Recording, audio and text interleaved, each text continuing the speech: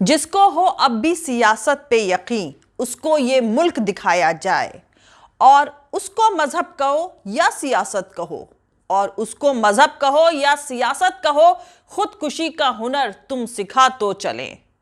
तो दोस्तों, चलें और जानें कि नरेंद्र मोदी ने अब मुल्क के एयरपोर्ट को बेचने के लिए by one get one free की स्कीम लागू करी है। मतलब एक एयरपोर्ट के साथ दूसरा एयरपोर्ट बिल्कुल फ्री। मोदी सरकार ने अमृतसर, भुवनेश्वर, इंदौर, रायपुर और वाराणसी के एयरपोर्ट की नीलामी की मंजूरी दे दी है। वहीं इनके साथ हुबली, तिरुपति, औरंगाबाद, जबलपुर, कांगड़ा, कुशीनगर और गया के एयरपोर्ट्स को भी क्लब किया जा रहा है। यहां एयरपोर्ट्स को क्लब करने का मतलब है कि वाराणसी के साथ साथ कुशीनगर और गया के एयरपोर्ट्स भी दिए जाएंगे।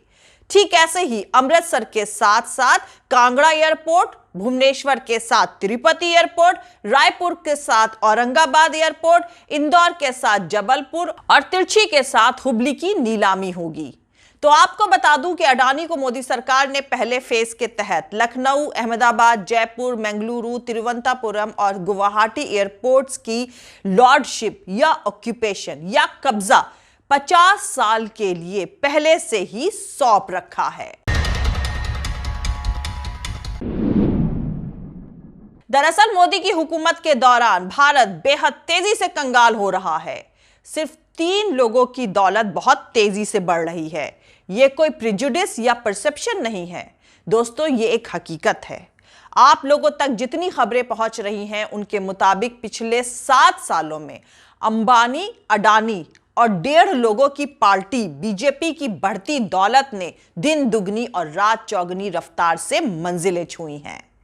लेकिन मुल्क की आवाम लगातार गरीबी की तरफ फिसलती जा रही है, और वो भी बहुत तेजी से। आपको बता दूं कि नेशनल स्टैटिस्टिक्स डिपार्टमेंट ने अपने एक सर्वे में बताया है कि 2019 में 50% से ज्यादा किसानों की फैमिली कर्ज में डूबी हुई है। हर किसान फैमिली पर ऑन एन एवरेज तकरीबन 74,121 रुपए का कर्ज है। रिपोर्ट के मुताबिक 6 साल पहले यानी 2013 में कर्ज में डूबी हर किसान फैमिली पर 47,000 रुपए बकाया थे। 2019 में कर्ज की यह रकम 57% बढ़ गई, यानी जो कर्ज में डूबे हुए थे उन पर 57% कर्ज और बढ़ गया। दोस्तों, अगर आपको इस मौजूदा सरकार का झोल झाल अब भी समझ में नहीं आ रहा है तो मैं आपको एक और सियासी तमाशे से रूबरू करा दूं। आप सबको मालूम ही होगा कि फोर्ड मोटर्स कंपनी ऑटोमोबाइल की दुनिया में बेहद जानी मानी कंपनी है, और अभी कुछ ही दिन पहले उन्होंने अपना कामकाज भारत से समेटने का ऐलान कर दिया है। वहीं मोदी के पहले टेन्योर 2017 में दुनिया की सबसे बड़ी ऑटोमोबाइल कंपनी जनरल मोटर्स ने भारत में अपना कामकाज बंद कर दिया था, और उसके बाद मोदी के दूसरे टेन्योर की शुरुआत में हार्ले डेविडसन भी भारत से चली गई, और अब फोर्ड मोटर्स ने भी अपना कामकाज भारत से बंद कर दिया है। दोस्तों, आपको याद दिला दूं कि कोरोना के शुरुआती दौर में जब चीन से मल्टीनेशनल कंपनीज ने अपना कामकाज समेटने का फैसला किया था, तब उनमें से 1000 कंपनियों को भारत लाने की बात मोदी सरकार ने करी थी। लेकिन एक भी बड़ी कंपनी ने भारत में अपना प्लांट लगाने का ऐलान नहीं किया, जबकि पिछले साल चीन से निकलकर 16 जापानी कंपनियों ने बांग्लादेश में अपनी इंडस्ट्री लगाई है, ढाका से 30 किलोमीटर की दूरी पर। होंडा कंपनी ने भी अपना एक नया प्लांट लगाया है, लेकिन भारत में ईज ऑफ डूइंग बिजनेस के बड़े बड़े दावे करने वाली मोदी सरकार एक भी बड़ी कंपनी को भारत लाने में कामयाब नहीं हो पाई है। और अभी की ताजा खबर है कि 22,000 लोगों को रोजगार देने वाली फोर्ड भी भारत में अपना कारोबार बंद कर रही है। दिल्ली के सिंहासन पर बैठे इस आदमी ने मुल्क की इकोनॉमी को बिल्कुल तबाह कर दिया है। यह बात शायद अब तक तो आप लोगों के समझ में आ चुकी होगी, लेकिन उसके बावजूद आवाम को मिसगाइड करने के लिए दोस्तों टॉमी मीडिया ने अपना घटियापन खुलकर दिखाना शुरू कर दिया है। दरअसल कुछ दिन पहले जब फोर्ड मोटर्स की तरफ से भारत में कामकाज समेटने की खबर आई, तो इस मसले पर मुल्क के अहम अखबार नव भारत टाइम्स ने लिखा कि फोर्ड ने रतन टाटा को औकात दिखाने की कोशिश करी है। टाटा मोटर्स ने फोर्ड को ऐसा रौंदा कि ताले लग गए। इस खबर का सियासी तमाशा समझे दोस्तों। मतलब मोदी सरकार से इस बात का जवाब मांगने के बजाय कि फोर्ड जैसी कंपनी ने भारत में बिजनेस क्यों बंद कर दिया है, टॉमी मीडिया मुल्क की आवाम को बलगलाने में लगा है कि फोर्ड तो इसलिए भाग खड़ी हुई क्योंकि उसे टाटा मोटर्स ने पीट दिया, बिजनेस में हरा दिया। फोर्ड मोटर्स को देसी गाड़ी बनाने वालों ने धूल चटा दी। वैसे नरेंद्र मोदी ही एक बात के लिए तारीफ तो करनी ही पड़ेगी कि वो यारों के यार हैं, इसमें कोई शक नहीं।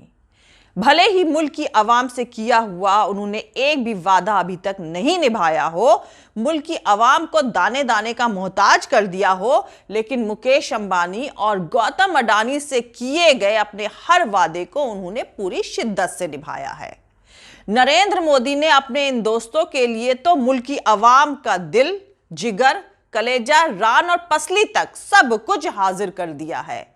और अभी जो थोड़ा बहुत गोश्त बच गया है वो 2024 तक नेशनल मोनेटाइजेशन पाइपलाइन के नाम पर हवाले कर दिया जाएगा।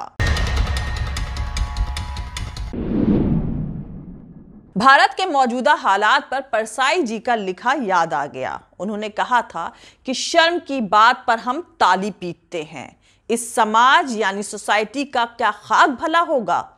पेंशन खत्म कर दी, बीमा कंपनी बेच देंगे, पीएफ, पीपीएफ, एफडी जैसी बचत योजनाओं पर ब्याज दर मिनिमम लेवल पर है। अब पीएफ के ब्याज पर भी टैक्स लगाएंगे। बैंक नहीं डूबेंगे इसकी गारंटी देने की जगह कह रहे हैं कि डूब गया तो 5 लाख देंगे। जिसने 25 लाख बैंक में जमा किया हो उसे डुबा कर 5 लाख पकड़ा देंगे, क्योंकि देश मजबूत हाथों में है। आप सरकारी सर्विसेज में रहें या प्राइवेट में, बुढ़ापे की सिक्योरिटी छीनी जा रही है। मतलब आप रिटायरमेंट के दिन घर लौटो तो जहर की गोलियां अपने साथ लेते आना और थैंक यू मोदी जी बोलकर निगल जाना। दरअसल भारत को लूटने का जो सियासी तमाशा चल रहा है उसकी क्रोनोलॉजी 164 साल पुरानी है। जी हां, इस क्रोनोलॉजी के तार अंग्रेजों से जुड़े हुए हैं, समझ ले काम आएगी। साल था 1857, यही आज वाली दिल्ली थी। शायर मिजाज बादशाह बहादुर शाह जफर दिल्ली की गद्दी पर बैठे हुआ करते थे।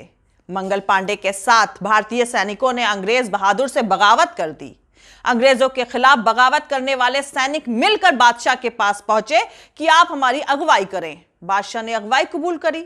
फिर क्या था, हिंदू मुसलमान दोनों मिलकर लामबंद हो गए।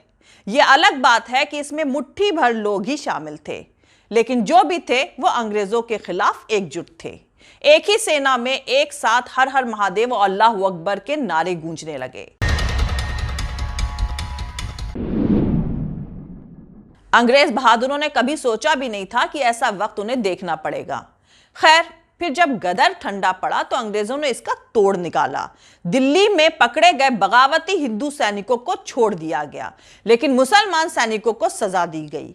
कहते हैं कि दिल्ली में एक ही दिन में 22,000 मुसलमान सैनिकों को फांसी दे दी गई थी।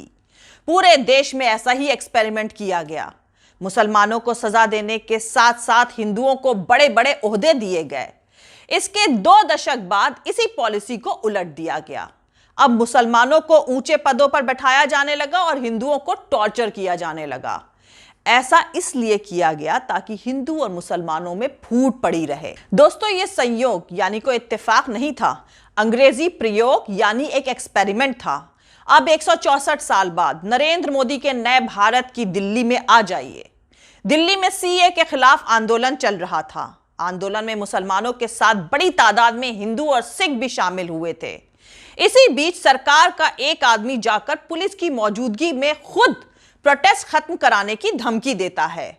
इसके बाद दंगा शुरू हो गया। दंगा शुरू होता है तब तक होम मिनिस्टर गायब रहते हैं। दंगा रुक जाता है तब होम मिनिस्ट्री का काम शुरू होता है। दंगा भड़काने वाले नेता पर सवाल उठाने वाले जज का रात में ही ट्रांसफर कर दिया जाता है। जिसने दंगा भड़काया उसे कोई छूता तक नहीं। जो लोग सीए जैसे घटिया कानून के खिलाफ थे, जो लोग कम्युनलिज्म के खिलाफ थे, जो लोग दंगों के खिलाफ थे, उन्हीं को पकड़ पकड़ कर केस दर्ज कर लिया जाता है और सैकड़ों लोगों को मुकदमे में फंसाकर जेल भेज दिया जाता है। ऐसा पूरे मुल्क में कई इंसिडेंट्स में किया जाता है। हर लिंचिंग की वारदात में लिंच मॉब को सम्मान और विक्टिम को टॉर्चर करती है। भीड़ किसी बेगुनाह मुसलमान को पीटती है, फिर पार्टी के लोग थाने का घेराव करके उसे छुड़ा लाते हैं। दोस्तों, ये संयोग यानी कोई इत्तेफाक नहीं, ये मोदी के न्यू इंडिया में चल रहा संघियों का एक प्रयोग यानी एक्सपेरिमेंट है। बांटो और राज करो, और खुलकर दोनों हाथों से लूटपाट की ये क्रोनोलॉजी 150 साल पुरानी है। बांटो और राज करो वाली अंग्रेजों की पॉलिसी के चलते भारत ने कितना भयानक अंजाम भुगता था, वो आप सब लोग जानते हैं। इस खूबसूरत मुल्क को दोबारा नरक में धकेला जा रहा है। इस बार अंग्रेज बहादुर नहीं है, इस बार उनके मुखबिर रह चुके देसी अंग्रेज हैं। अपने गुजरे दौर से सबक लेते हुए आपस में लड़ने से इनकार कर दीजिए।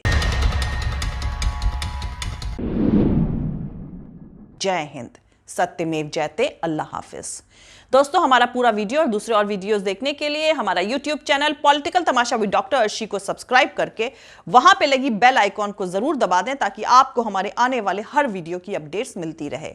और दोस्तों, अगर आपको हमारा काम पसंद आता है, हमारे वीडियोस पसंद आते हैं, तो www.patreon.com/dr अर्शी खान पर जाकर डोनेट करके आप हमारे काम को सपोर्ट कर सकते हैं।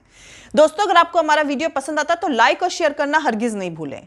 आप हमें फॉलो भी कर सकते हैं हमारे ट्विटर, इंस्टाग्राम और फेसबुक पेज पर।